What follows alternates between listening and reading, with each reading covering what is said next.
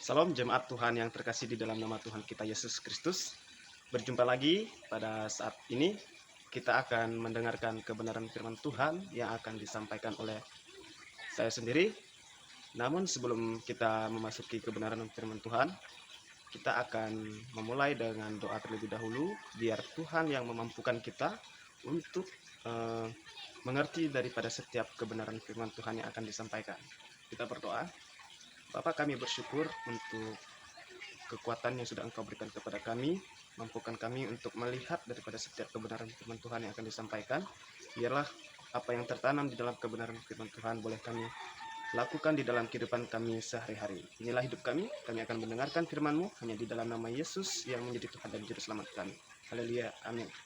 Ya, kali ini saya akan menyampaikan firman Tuhan dengan tema atau dengan judul dua macam dasar, di mana kebenaran firman Tuhan ini terdapat di dalam Injil Matius, tetapi ada juga dapat kita lihat di dalam Injil-Injil yang lainnya. Jadi seperti itu. Nah, kita akan melihat kebenaran firman Tuhan ini di Injil Matius pasal yang ke-7 ayat 24 sampai ayat yang ke-27. Ya. Saya akan memberikan tema untuk kita saat ini, yaitu mengenai hidup yang berkenan di mata Tuhan. Jadi seperti itu. Mengapa saya mengambil tema ini? Kita melihat latar belakang daripada perikop ini, di mana perikop ini mengatakan tentang dua macam dasar. Ya, Matius yang adalah penulis Injil Matius ini mengutip daripada perumpamaan yang disampaikan oleh Yesus ketika sedang berkhotbah di atas bukit. Di situ Injil Matius berusaha untuk menjelaskan bahwa seperti apa sih supaya kita menjadi orang-orang yang benar-benar mentaati kebenaran firman Tuhan. Dapat kita lihat di ayat yang ke-24. Di situ ayat 24 mengatakan, barang siapa yang mendengarkan perkataanku ini dan melakukannya, ia seperti orang yang mendirikan rumah di atas batu. Ketika banjir datang, ia tidak rubuh. Nah, di ayat ini kita melihat bahwa Injil Matius menekankan kepada dasar orang percaya itu adalah mendengarkan firman Tuhan. Ya, dasar daripada orang percaya itu melakukan kebenaran firman Tuhan. Ya, dapat kita melihat dari ayat ini tadi. Barang siapa mendengar perkataanku ini, ia seperti orang yang mendirikan rumahnya di atas batu. Kita melihat kata kuncinya di sini adalah batu. Batu yang dimaksudkan di sini bukanlah seperti batu-batu biasa yang kita temui di sungai-sungai atau di kali. Berbeda dengan pada saat itu. Tuhan Yesus memberikan perumpamaan bagaimana orang mendirikan rumah di atas batu, yaitu dilihat daripada model batunya. Di Israel, batu yang dimaksudkan adalah batu karang. Jadi sebuah batu-batu yang besar sekali, sehingga bagus sekali untuk membangun bangunan ataupun rumah. Sedangkan berbeda dengan batu-batu yang ada di tempat kita atau yang sering kali kita jumpai di sungai-sungai. Itu hanyalah batu-batu yang berbentuk kecil-kecil saja. Berbeda dengan pada apa yang dimaksudkan kebenaran firman Tuhan. Dengan maksud ini, Matius ingin menekankan bahwa ketika kita percaya kepada Tuhan Yesus, tidak hanya sekedar percaya saja, tetapi apa yang ditanamkan di dalam kebenaran firman Tuhan itu dapat kita lakukan. Ya, kita melakukan kebenaran firman Tuhan dengan dasar daripada kerinduan hati kita.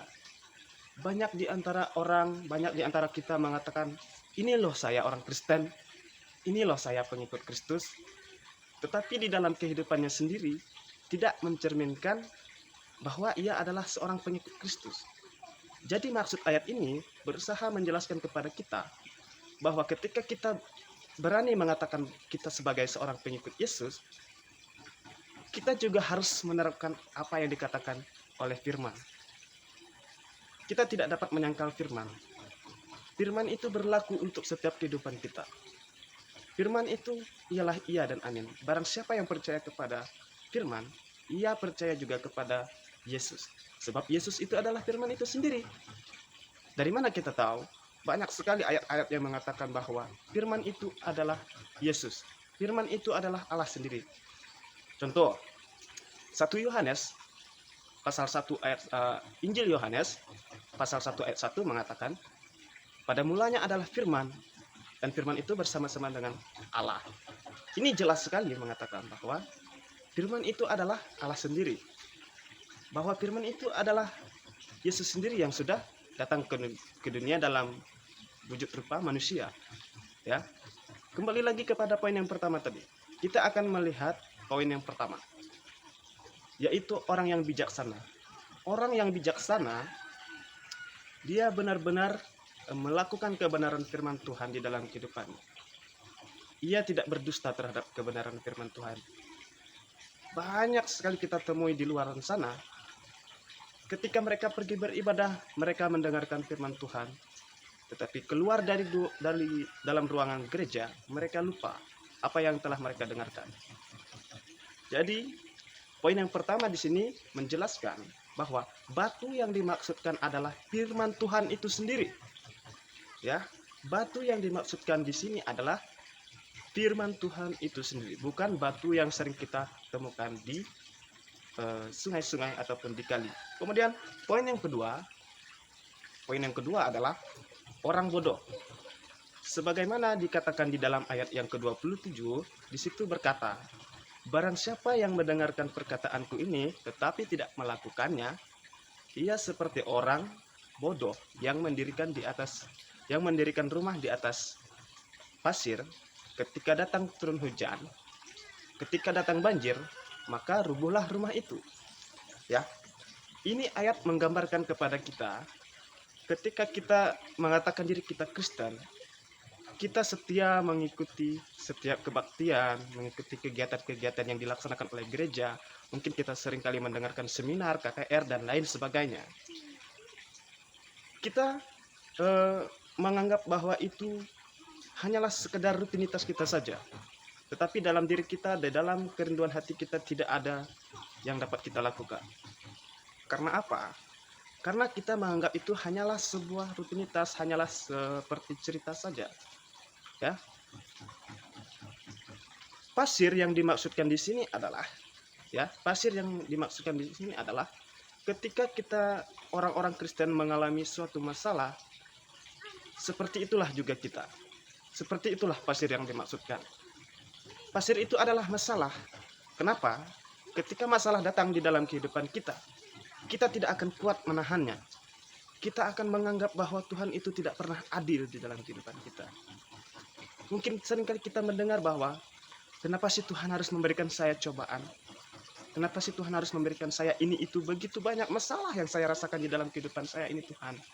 Kenapa Engkau membiarkan aku? Kenapa Engkau tidak menolong saya? Ya. Seringkali kita melihat atau kita mendengar orang Kristen berbicara seperti itu. Kenapa? Satu saja, karena mereka masih tidak percaya sepenuhnya kepada Tuhan. Ketika orang benar-benar mengatakan bahwa dirinya sudah percaya kepada Yesus, dia tidak akan goyah. Sekalipun dia berdiri, sekalipun dia di dalam suatu masalah yang begitu besar, Tuhan akan menolong dia. Seperti itulah pasir ini. Saya kasih contoh seperti ini. Orang yang bodoh yang mendirikan rumah di atas pasir ini, seumpamalah pasir ini katakanlah wabah yang saat ini mendunia, yaitu virus corona, di mana perekonomian, pendapatan, dan lain sebagainya, setiap orang mengalami penurunan. Ya, contoh, mungkin ada orang di luar sana yang punya usaha kecil-kecilan. Ketika maraknya wabah virus corona ini, usaha mereka menjadi turun, pendapatan mereka tidak lagi seperti pendapatan yang sebelum-sebelumnya. Di situ mereka mengatakan bahwa Tuhan itu tidak adil. Kenapa harus ada virus corona, Tuhan? Kenapa Engkau membiarkan kami seperti ini? Saudara, jemaat Tuhan yang dikasihi oleh Tuhan, setiap elemen, setiap kehidupan kita diatur oleh Tuhan. Lewat virus corona ini, Tuhan punya suatu rencana yang begitu besar di dalam kehidupan kita yang tidak tanpa kita ketahui. Tuhan punya suatu rencana yang Tuhan siapkan untuk anak-anaknya yang selalu setia. Tetapi bagaimana caranya kita tetap setia kepada Tuhan walaupun keadaan kita sekalipun tidak mengizinkan? Kita tetap membangun relasi kita kepada Tuhan lewat pujian, lewat doa, lewat penyembahan, lewat setiap kebaktian yang dilaksanakan. Mungkin kita tidak bisa beribadah bertatap muka bertemu jemaat satu dengan jemaat yang lain. Tetapi dalam hal ini tidak akan bisa membatasi kita untuk beribadah kepada Tuhan. Tidak akan membatasi untuk kita membangun relasi kita kepada Tuhan. Kita dapat melakukannya setiap waktu. Kita dapat bertemu, bertatap lewat media sosial yang ada, mari kita gunakan. Jadi seperti ini. Orang yang, kembali lagi kepada poin yang kedua, orang yang membangun rumahnya di atas pasir, itu ketika orang yang mengalami masalah langsung drop. Banjir yang datang adalah seumpama penyakit, seumpama masalah-masalah yang terjadi dalam kehidupan kita. Itulah akibatnya ketika kita tidak benar-benar percaya kepada Tuhan, kita akan mengalami masalah yang sama. Tetapi bagaimana solusinya supaya kita tidak mengalami masalah seperti yang dikatakan oleh firman Tuhan? Mari kita bangun relasi kita dengan Tuhan tanpa batas waktu. Mungkin ketika kita melakukan kegiatan, sempatkanlah kita untuk berdoa. Di dalam setiap kesulitan-kesulitan kita, Tuhan akan menolong kita. Jadi, kesimpulan daripada firman Tuhan ini, kita dapat melihat dua watak orang Kristen bagaimana yang digambarkan di dalam kebenaran firman Tuhan ini. Ini adalah perumpamaan yang diberikan oleh Tuhan ketika dia sedang berkhotbah di atas bukit. Dia memberikan dua macam dasar orang-orang yang percaya. Orang yang mendengarkan firman Tuhan dan melakukannya. Kemudian orang yang bodoh, orang yang mendengarkan firman Tuhan tetapi mengabaikannya. Menganggap bahwa itu hanyalah dongeng. Menganggap itu hanyalah sebuah cerita karangan daripada orang lain. Sehingga dia menjadi orang yang membangun rumah seperti di atas pasir. Ketika datang masalah, ketika datang banjir, maka rubuhlah bangunan itu. Mari kita renungkan setiap kebenaran firman Tuhan ini di dalam kehidupan kita. Biarlah ini menjadi rema di dalam kehidupan kita, menjadi pelajaran bagi kita bagaimana setiap kita mengalami masalah dan bagaimana kita menyelesaikannya. Amin. Firman Tuhan saat ini.